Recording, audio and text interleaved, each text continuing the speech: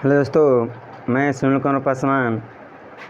मैं अपने चैनल अनमोल स्टडी के साथ आज हम लोग इस वीडियो के माध्यम से कक्षा 10 के अध्याय 8 जिसका नाम है त्रिकोणमिति का परिचय को विस्तारपूर्वक पढ़ेंगे। पढ़ने से पहले आज इस विषय का जो हमें विषय है त्रिकोणमिति के परिचय, इनका हम लोग आज परिचय करेंगे। अगली वीडियो में हम लोग प्रश्नावली का अध्ययन करेंगे। आइए हम जानते हैं कि त्रिकोणमिति क्या होता है। इस वीडियो में पढ़ेंगे क्या होता है कि त्रिकोणमिति क्या होता है। जैसे मेरे बोर्ड पर लिखा गया है कि त्रिकोणमिति अंग्रेजी के 3 शब्दों के योग से बना है। क्या बताया गया है? जो त्रिकोणमिति होता है अंग्रेजी के 3 शब्द के योग से बनता है। अब है ना कि त्रिकोणमिति के 3 शब्द कौन कौन है। जैसे हमें लिखा है त्रि का आता है त्रि का अर्थ होता है, इससे त्रिकोणमिति में त्रि का अर्थ होता है 3। क्या होता है? 3 होता है। उसके बाद आता है गुण, गुणों का अर्थ होता है मतलब क्या होता है भुजा या कोण होता है। उसके बाद है मेट्री, मेट्री का अर्थ होता है माप। यानी मतलब त्रिकोणमिति समकोण त्रिभुज में 3 भुजाओं और 3 कोणों से संबंधित अध्ययन करना है। समकोण त्रिभुज में 3 भुजाओं और 3 कोणों से संबंधित अध्ययन करना ही त्रिकोणमिति कहलाता था। लेकिन पहले त्रिकोणमिति का प्रयोग ग्रहों की दूरियां मापने के लिए किया जाता था, ठीक है। लेकिन आज हम लोग आपका कर रहे हैं समकोण त्रिभुज में भुजा और कोण मापने के लिए प्रयोग करेंगे, ठीक है। अब देखो उसके बाद पढ़ना हम लोग को त्रिकोणमिति अनुपात क्या होता है। तो त्रिकोणमिति के अंतर्गत समकोण त्रिभुज में किसी एक कोण के सापेक्ष, तो हम लोग जानते हैं कि किसी त्रिभुज में कोण होता है 3 कोण होता है। तो उसी में बोला गया है कि समकोण त्रिभुज में किसी एक कोण के सापेक्ष भुजाओं के अनुपात को ही क्या कहता है? त्रिकोणमितीय अनुपात कहा जाता है। क्या होता है कि त्रिकोणमिति के अंतर्गत समकोण त्रिभुज में किसी एक कोण के सापेक्ष भुजाओं को अनुपात को ही कहा जाता है त्रिकोणमितीय अनुपात कहा जाता है। जैसे कि यहाँ पर लिखा गया बोर्ड पर, आप इस वीडियो को स्टॉप करके नोट कर सकते हैं। अब आइए कि त्रिकोणमिति के अनुपात कुछ इसके प्रचलित सूत्र हैं, इसको हम लोग जान लेते हैं क्या होता है सूत्र।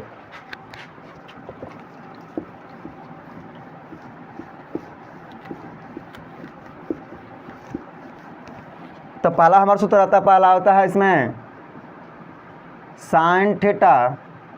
तो साइन थीटा फॉर्मूला होता है अनुपात में होता है लंब बटे कोण। क्या होता है? कोण। उसके बाद दूसरा फॉर्मूला आता है हमारा कॉस थीटा। क्या होता है? Cos theta. इसका फॉर्मूला होता है हमारा आधार बटा में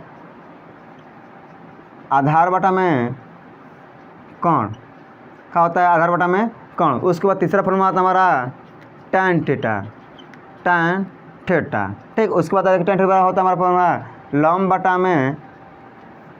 बटा में क्या होता है? आधार। क्या होता है? पहला फॉर्मूला हमारा साइन थीटा का होता है। साइन थीटा वाला फॉर्मूला होता है हमारा लंब बटा में क्या होता है? कोण होता है। उसके बाद आता है दूसरा कॉस थीटा फॉर्मूला होता है हमारा आधार बटा में कोण होता है। उसके बाद tan थीटा फॉर्मूला होता है लंब बटा में क्या होता है? आधार, ठीक है। उसके बाद जो 3 शेष फार्मूले हैं ना, उसके बाद क्या करना है? अब जानेंगे यहाँ पर 3 फार्मूला आता है। चौथा नंबर आता है कॉट। क्या आता है? कॉट थीटा फार्मूला होता है हमारा। अगर आप tan के याद कर चुके हैं तो सुनिए कि tan का ना कॉट का होता है रिवर्स में उल्टा होता है। यदि आप tan का फार्मूला याद किए हैं तो कॉट का आसानी से आप याद कर सकते हैं। जैसे मैं यहाँ पर tan थीटा वाला फार्मूला दिया गया लंब बटा में आधार। जब इसका हम रिवर्स कर उल्टा करेंगे तो आधार ऊपर और लंब का आगे नीचे था। तो कॉट थीटा वाला फार्मूला हमारा होगा आधार बटे में क्या होता है? कोण। सो आधार बटा में लंब होता है। उसके बाद पांचवा है सेक थीटा। क्या होता है? सेक थीटा होता है यानी कि कॉस के ना सेक क्या होता है? उल्टा होता है, रिवर्स होता है। यानी कॉस थीटा का अगर आपको कॉस थीटा का फार्मूला याद है तो आसानी से आप सेक थीटा का मान याद कर सकते हैं। जैसे मैं यहाँ पर दिया कॉस थीटा बराबर आधार बटा में क्या दिया? कोण दिया है। उसी पर अब हमको चाहिए सेक थीटा का मान कितना अनुपात में कितना होगा, तो बस इसका रिवर्स कर दिया तो कोण ऊपर हो जाएगा, कोण ऊपर। उसके बाद आधार कहाँ होगा? नीचे हो जाएगा। उसके बाद छठवां हमारा फॉर्मूला है कॉसेक थीटा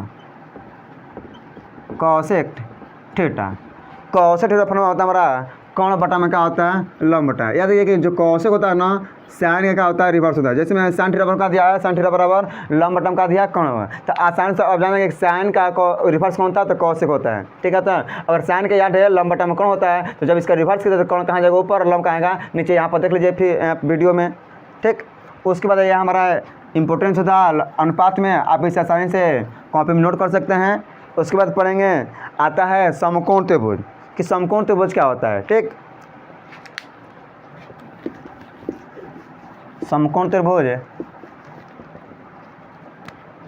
हमारा पॉइंट है समकोण त्रिभुज।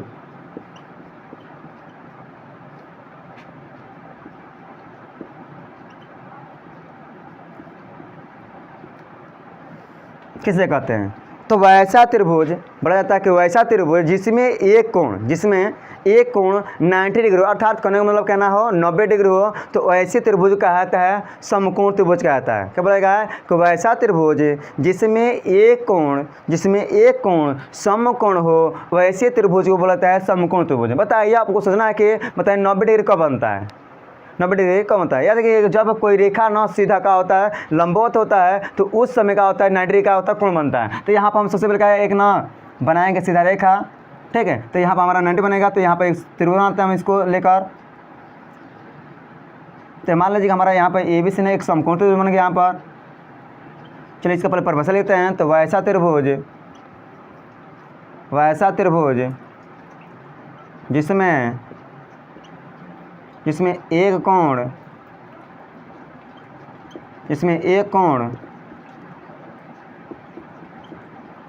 कोण समकोण हो, अर्थात 90 डिग्री हो,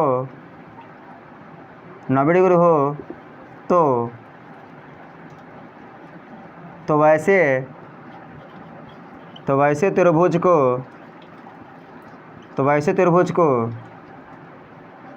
समकोण त्रिभुज कहते हैं।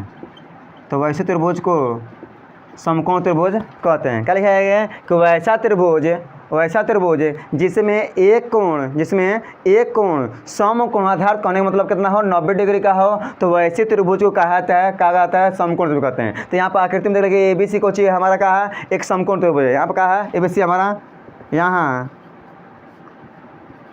ABC एक समकोण त्रिभुज है। कौन है, तो समकोण त्रिभुज में क्या होता है, एक कोण का होता है 90 डिग्री, तो यही 90 बनेगा हमारा। तो अब इसमें ना मेन चीज़ जानना है ना कि समकोण त्रिभुज में क्या होता है। तो समकोण त्रिभुज में सबसे लंबी भुजा हमारा कहलाती है कोण कहती है। तो सबसे इसमें लंबी भुजा कौन सी हमारा AC है, इसी बोला क्या कोण बोलते हैं। यानी कि समकोण त्रिभुज में सबसे लंबी भुजा को बोला जाता है क्या बोलते हैं, कोण बोलते हैं। ठीक है, ये आपको ऑब्जेक्टिव में 1 नंबर में आ सकता है कि समकोण त्रिभुज में सबसे लंबी भुजा को क्या कहता है। तो याद कीजिए कि क्या होता है, समकोण त्रिभुज में सबसे लंबी भुजा को बोला जाता है कोण बोलते हैं। ठीक है, उसके बाद पूछा जाएगा कि थीटा के सामने वाले भुजा क्या कहते हैं। माने यहाँ पर कोई यहाँ पर थीटा हो चाहे यहाँ पर थीटा हो, और पूछेगा थीटा के सामने के भुजा क्या कहते हैं। तो थीटा के सामने जो होता है ना, जो जिसमें थीटा के सामने कौन कौन से बना भुजा बना हमारा AB बना है, तो AB को क्या बोलते हैं, लंब। क्या बोलते हैं, लंब बोलते हैं। ठीक है, अब थीटा जहाँ जो कोण जहाँ पर बनता है, कोण हमारा जहाँ पर बनता है उसे बोला जाता है। तो बताया कोण हमारा कहाँ बना, यहाँ बना, तो इसको बोला जाएगा आधार। का बोलेंगे, आधार बोलेंगे। याद कीजिएगा कि समकोण त्रिभुज में सबसे लंबी भुजा का बोला जाता है, कौन बोलता है। और थीटा के सामने वाले भुजा को, समकोण भुजा को क्या होते हैं, लंब कहते हैं। और जिस भुजा पर जिस बिंदु पर हमारा कोण बनता है उसे नीचे वाला सतह को बोलते हैं हमारा आधार कहते हैं। माने कहने का मतलब जिस पर ना त्रिभुज ना खड़ा होता है उसी पर क्या होता है, आधार बोला जाता है। तो देख लीजिए हमारा त्रिभुज किस खड़ा है, हमारा BC पर खड़ा है, तो BC को बोलेंगे आधार कहते हैं। ठीक है, तो यहाँ पर कुछ यहाँ पर प्रचलित नियम है समकोण त्रिभुज में, इसको मिलाया जाता है। आप इसे नोट कर सकते हैं अष्टक के वीडियो के। तो आपने यहाँ देखा कि थीटा के सामने वाले भुजा का बोलते हैं हम लोग, क्या बोलते हैं, लंब बोलते हैं। क्या बोलते हैं, लंब बोलते हैं। अब इसमें ना कुछ ना पाइथागोरस ने कुछ प्रमेय यहाँ पर किताब के अनुसार बताया कि पाइथागोरस ने इसको इस त्रिभुज का निर्माण पहले पाइथागोरस ने समझाया था। तो पाइथागोरस ने कहा था कि कोण का वर्ग बोला था उन्होंने, क्या बोला था, कोण का वर्ग लंब के वर्ग तथा आधार के वर्ग के योगफल के क्या होता है, बराबर होता है। पाइथागोरस एक वैज्ञानिक है, गणितज्ञ हैं, जिन्होंने बताया था कि कोण का जो वर्ग होता है, लंब का वर्ग और आधार के वर्ग के योगफल क्या होता है, बराबर होता है। इन्होंने कहा था, इसलिए इस प्रमेय को नाम बोला जाता है पाइथागोरस प्रमेय। क्या बोलते हैं, पाइथागोरस प्रमेय बोलते हैं।